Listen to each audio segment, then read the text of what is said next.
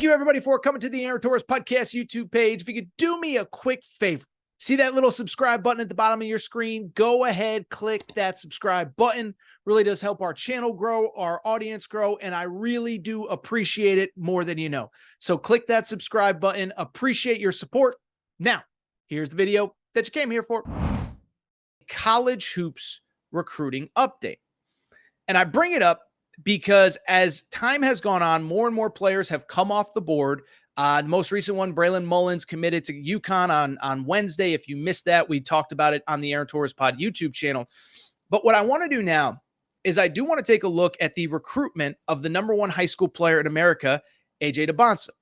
And the reason I bring it up is because it has been a relatively quiet recruitment, but I do feel like we've gotten probably 2 to 3 significant updates over the last couple days.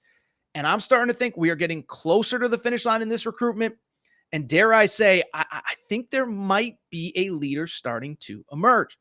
So with AJ Dybantsa, listen, I've talked so much about him as a player. I don't think we need to get into it, but 6'9", can do it all, plays super hard, defends his butt off, three-point shooter, mid-range shooter, playmaker off the dribble. I mean, he does everything, okay?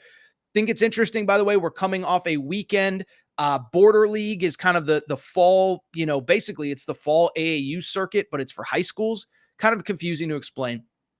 But he played against Cam Boozer, the #2 player in America, and played really well. Cam Boozer in the AAU circuit has beaten him a couple times. Well, AJ Dybantsa is coming off one of his best weekends as a high school player, again, playing in the Border League in Vegas last weekend.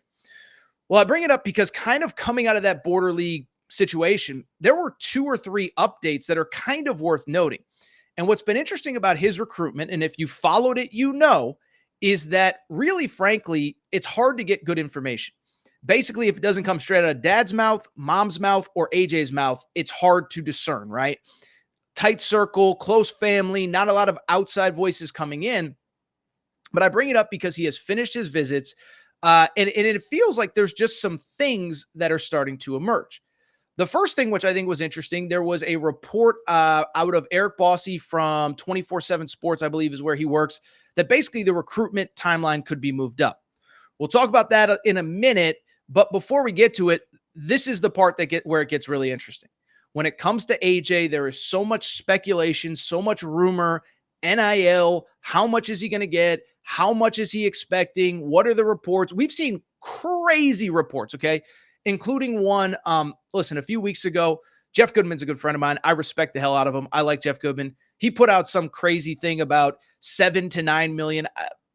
I love Jeff. He's great at what he does. Jeff, if you're watching, this is not a criticism, but 7 to 9 million ain't happening, okay?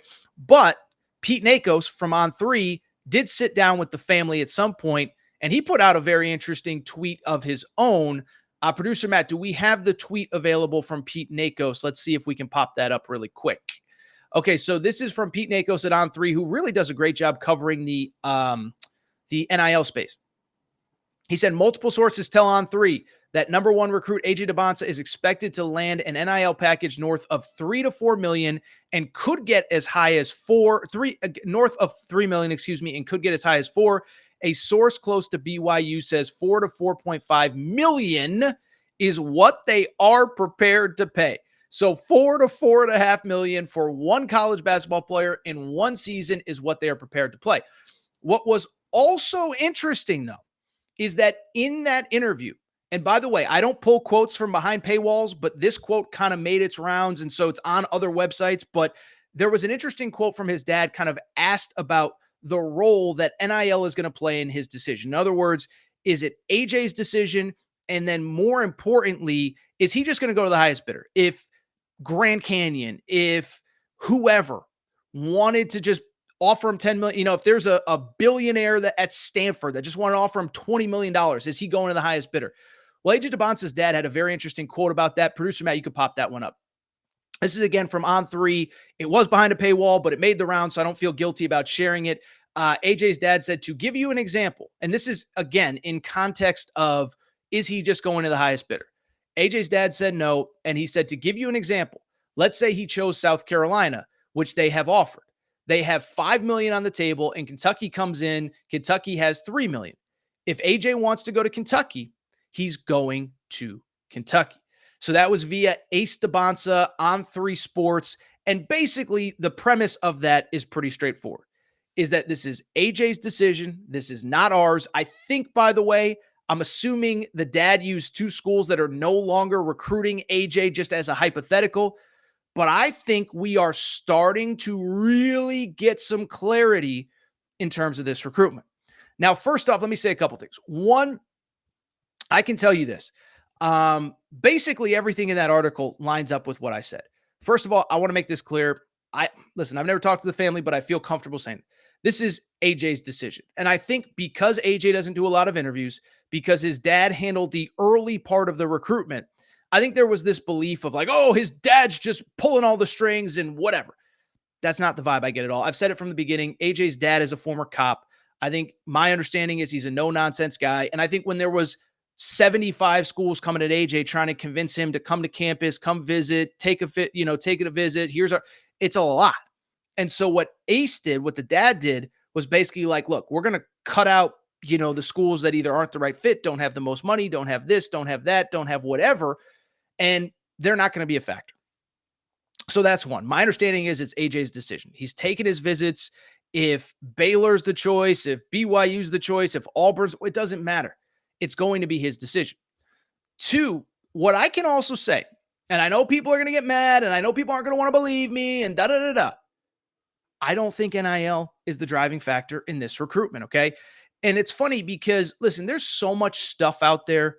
What's fact, what's fiction, what's rumor, what's innuendo. But what I would say is this. As we get deeper into the NIL world, I think increasingly less, especially for really good high school players. I think NIL is actually, in basketball, not in football, it's different. In basketball, it's less and less of a factor than I think a lot of people think. Okay, you want to get paid, you want your market value, this and that. But think about AJ Dybantsa, think about other players, right? I'll give you an example. Braylon Mullins committed to UConn on Wednesday. Braylon Mullins, I feel pretty comfortable saying, had a significantly higher NIL offer from Indiana, his home state school. Indiana didn't want to lose him. Indiana didn't want to lose the home state kid playing high school basketball right down the road. Braylon Mullins, and I haven't talked to him, but I'm pretty sure he chose UConn because he's sitting there saying, this is a 20-year decision. And if I go to UConn and I ball out, I could be a top 10 pick a year from now, top 15 pick a year from now. And the decision to go to UConn, I might leave $1 million on the table, but I might make $100 million more than if I make the wrong college decision. And it's not just Indiana. It could be whatever. He thinks that basically, like, whatever decision I make, there's so much more money to be made on the back end if it goes well. And I kind of get that vibe with AJ Dybantsa. Like, is NIL important? Yeah, I kind of think it's important. But if you think about it, AJ Dybantsa, if things go well, I mean, we're in a world. Think about this. Jason Tatum just signed an extension this offseason. I believe the final year of his extension, he will get paid $70 million for 1 year to play basketball, okay? So we're talking about potentially, this isn't hyperbole. If AJ Dybantsa picks the right school, gets to the pros in a year, and everything goes to plan, we're talking about a potential $1 billion transaction, decision, life choice. You think, because think about it, plays in the league for 15 years, 12 years, whatever. Multiple max contracts, which are now like even bad players getting paid $40, $50 million a year. Okay. Shoe deals, endorsements, whatever. Okay, cool. Are you going to choose the extra 800,000 in college? Or are you going to choose the place that puts you in the best position for when you get to the pros, where again, if you're ready to go, you can make tens of millions of dollars, hundreds of millions of dollars, maybe $1 billion with a B if things go well. So that's where we're at. The last thing I would say, it's where we kind of started, is Eric Bossy reported this, and it makes sense to me. I think we could be closer to a commitment than maybe a lot of people think. You know, it's funny because AJ's dad over the summer said, yeah, he's going to commit in February, Black History Month, blah, blah, blah, this and that. But here's the bottom line. The kid has taken all 7 of his visits. His final 7 was, Auburn, Baylor, BYU, Alabama, North Carolina, Kansas State. That's 7 schools. He's taken all of his visits. There's nothing else to see. There's nothing else to know. And bottom line is, like, he can commit now. And if something happens, if there's a coaching change, he can get out of, the commitment that he's made. And so I was always thinking, like, if all his visits are done by mid-October, why is he going to wait till February to decide? There's no new information to come out. So my guess is he commits sooner rather than later. I don't know if that's next week. I don't know if it's next month. I think it's going to come before February, though. And I will say, as things go on and on, starting to feel like it's trending towards BYU, isn't it?